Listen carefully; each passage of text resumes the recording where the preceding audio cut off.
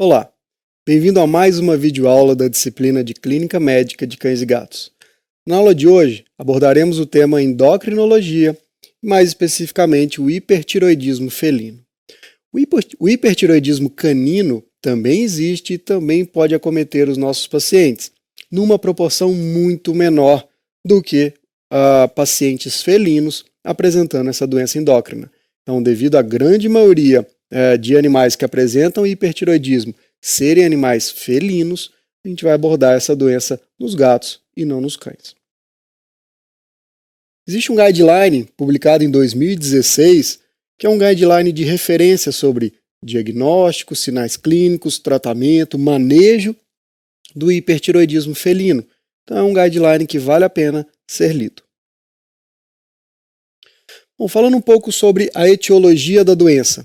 Então é uma síndrome clínica, ou seja, é um conjunto de sinais clínicos decorrentes do excesso da produção dos hormônios da tireoide. Então existe alguma coisa na tireoide, alguma alteração nessa glândula que faz com que ela produza esses hormônios de forma excessiva. Então T3, T4, eles estão aumentados na corrente circulatória do animal. Uma vez aumentada essa concentração de hormônios, o animal vai acabar desenvolvendo a síndrome clínica e vai apresentar o hipertiroidismo. Bom, mas por que ocorre na tireoide que faz com que esses hormônios fiquem aumentados ou com que haja aumento da produção? Na grande maioria das vezes, animais com hipertiroidismo desenvolvem um adenoma ou uma hiperplasia adenomatosa da glândula tireoide, ou seja, alterações benignas, mas alterações benignas que acabam levando o animal a produzir, ou acabam levando a glândula a produzir hormônios em excesso. Esses hormônios em excesso acabam levando aos sinais clínicos de um animal com hipertiroidismo. Essas alterações benignas podem ocorrer de forma unilateral, em 20% dos casos, ou bilateralmente, em mais de 70% dos casos. Para nossa sorte e a sorte dos nossos animais, existe também o adenocarcinoma funcional, ou seja, um tumor maligno que também pode ser capaz de secretar os hormônios de forma excessiva. O adenocarcinoma funcional ele é raro, ocorre em menos de 5% dos nossos pacientes. Aqui temos uma imagem de uma das formas que a gente utiliza para fazer o diagnóstico de hipertiroidismo, que é o exame utilizando um radionuclídeo chamado pertecnetato, que é a cintilografia da tireoide. Quando a gente injeta o radionuclídeo, quando a gente injeta o pertecnetato, ele tem tropismo por glândulas. Então reparem, essa é a imagem de um gato. Reparem que as glândulas salivares captam esse pertecnetato. Mas assim como as glândulas salivares também captam o radionuclídeo, a tireoide também capta. Então essa é uma imagem de uma tireoide de um gato normal. Reparem na diferença de outros animais. Nas três situações, o animal apresentava uma hiperplasia adenomatosa, um adenoma ou um adenocarcinoma funcional da tireoide, e olha como a tireoide captou uma grande quantidade do pertecnetato e ela se apresenta de uma forma muito mais hipertrofiada do que em um animal normal. Nesse caso, havia atrofia da glândula contralateral, uma vez que os hormônios da tireoide em excesso fazem um feedback negativo com o TSH, diminuindo a sua produção, a outra glândula contralateral, que não tem nenhuma alteração, acaba sendo atrofiada por falta de uso ou falta de estímulo. Mas também pode haver o aumento assimétrico dos dois lobos da tireoide ou um aumento simétrico que ocorre em 10 a 15% das vezes.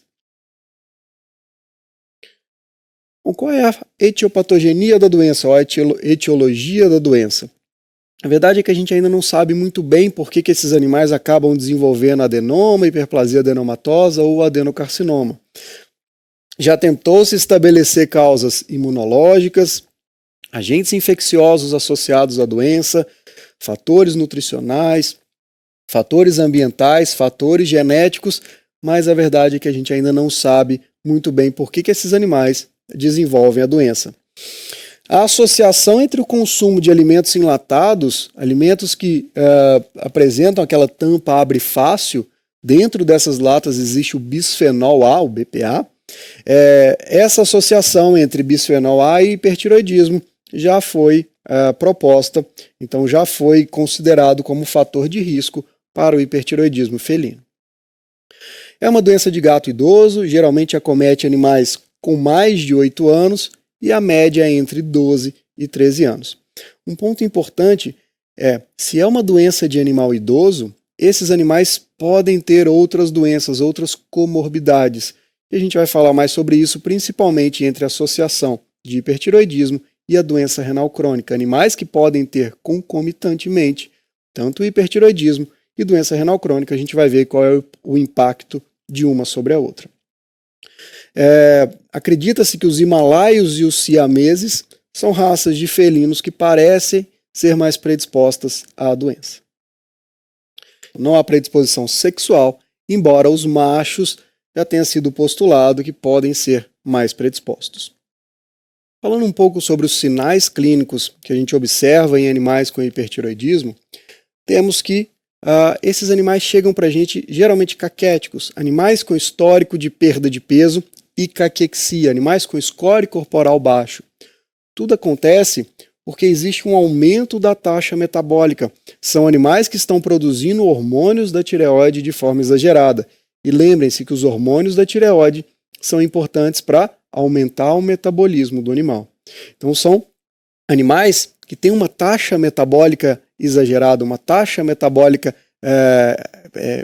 acelerada ou aumentada.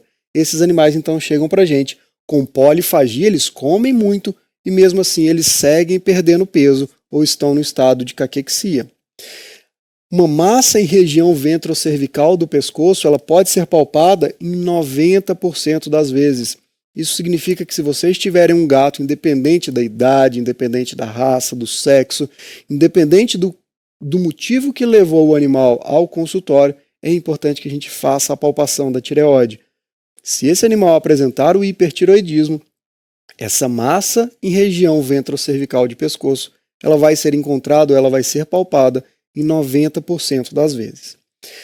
Geralmente são animais que estão alopécicos ou apresentam áreas de falha do pelo. Lembrem, a taxa metabólica está acelerada, o animal está com o metabolismo aumentado, a geração de calor endógeno é muito alta. Esse animal fica muito quente, ele sente muito calor, então ele começa a arrancar os pelos. Por isso a alopecia de forma difusa, ocorre em todo o corpo do animal, mas há áreas de alopecia. Esses animais podem apresentar seborreia, pele fina, hiperatividade, alguns animais apresentam comportamento agressivo e a polifagia. Então, de novo, é um animal que come muito, mas perde peso. Lembrem-se dos diagnósticos diferenciais importantes nessa situação. Diabetes mellitus é um bom diagnóstico diferencial para esses sinais clínicos, principalmente polifagia e perda de peso. O hiperadrenocorticismo felino, embora não tão comum, também é um diagnóstico diferencial para essa doença. A doença renal crônica, síndromes paraneoplásicas, também são doenças que podem culminar nesse quadro clínico. Calma aí, veterinário. Não podemos continuar passando esse vídeo por aqui, por causa do conteúdo, né? Mas quer assistir essa aula completa? É só fazer o cadastro aqui, ó, no VET Profissional.